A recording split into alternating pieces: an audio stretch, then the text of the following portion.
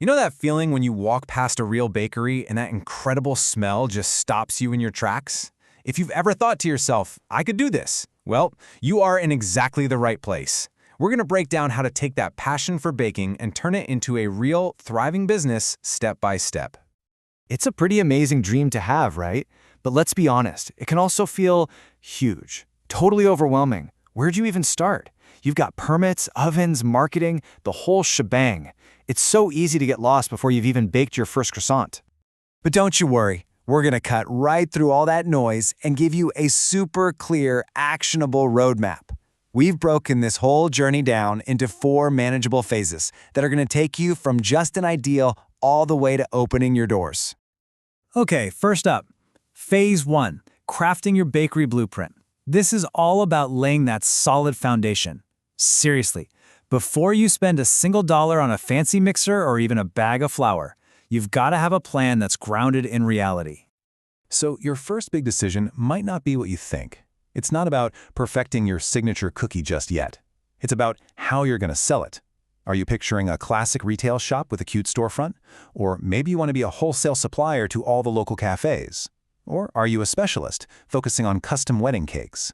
This one choice shapes everything else. Your blueprint really just boils down to these 3 crucial steps. You've got to define your market, set your prices, and then write a lean plan. And by lean, I mean a simple, direct guide you can actually use, not some 50-page document that's just going to collect dust on a shelf. Let's dig into defining that market. The key here is to start with what people actually want, not just what you love to bake. So get out there, walk the neighborhood at different times of day. Who's around? Are there offices, schools? See what your competitors are doing. What are they selling and for how much? Your mission is to find that sweet spot, that little gap in the market that only you can fill. All right, let's talk phase 2. This is all about making it official. Now, I know this part can seem really intimidating, so much paperwork, but trust me, it's not a scary obstacle course. Just think of it as a methodical checklist. You just tick the boxes one by one. One of the first legal things you'll do is choose a business structure. For most new bakeries, an LLC is a fantastic starting point. It basically puts a protective wall between your personal and business assets, and it's not super complicated. Now, if you're planning on seeking big investors down the road, a corporation might be a better fit. So here it is, your core Get Official checklist. You'll file your business, get a tax ID number, and this is a big one, open a separate business bank account. Seriously, keeping your finances clean from day one is absolutely non-negotiable. After that, you'll tackle the health and tax permits. Every single checkmark here gets your bakery that much closer to being real. And now for the really fun part, Phase 3, equipping your kitchen. We're moving from the world of paperwork to the physical, beating heart of your bakery. Every single piece of equipment you choose should be driven by your menu and how much you plan on making. For example, if your dream is all about those beautiful, crusty artisan sourdough loaves, then a deck oven is going to be your new best friend. It's literally built to create that perfect, crispy crust that bread lovers go crazy for. But if your menu is a bit more varied, cookies, muffins, cakes, all that good stuff, then the convection oven is your versatile workhorse. It's the ultimate all-arounder that can handle almost anything you throw at it and give you beautiful, even results every time.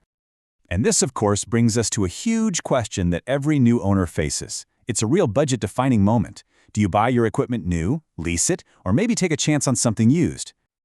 Here's the strategic way to think about this. For your supercritical equipment, your oven, your main mixer, investing in new or leased is usually the smart move. What you're really paying for is reliability and a warranty. You just can't afford for those things to break down. But for stuff like work tables or cooling racks, buying used is a fantastic way to save a ton of cash. We've made it to the final sprint. Phase 4 is all about getting ready for that magical opening day.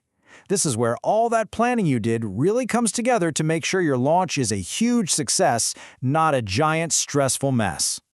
Now, I really want to pause on this piece of advice because it is so important. I know it's tempting to offer every single thing you know how to bake, but starting with a small, focused menu is honestly one of the smartest moves you can make. It just makes your kitchen run smoother and your brand so much clearer to customers. Okay, so your pre-launch plan has 3 key parts. First, you finalize and standardize all your recipes. We're talking down to the gram, so you get total consistency. Second, get your allergen controls and labeling perfect. Safety first, always. And third, you deploy your secret weapon, the soft opening. A soft opening is basically your dress rehearsal. It's your chance to test your entire operation, from taking orders to baking to boxing things up, but in a low-pressure setting. You'll find all the little bottlenecks in your workflow, and you get to fix them before the chaos of a grand opening. Trust me, it is absolutely essential for a smooth start. And then, right before you unlock those doors for the very first time, do one final check. Are your permits and licenses posted where everyone can see them? Do you have that certificate of occupancy in your hand? Being fully compliant isn't just a nice idea, it's essential. And just like that, you've done it. You've gone from a passionate idea to a concrete plan, you've navigated all the paperwork, and you've built your dream kitchen. Now, your doors are finally open. The hard work of planning is done, and the pure joy of baking begins. So the only question left is, what story is your bakery going to tell?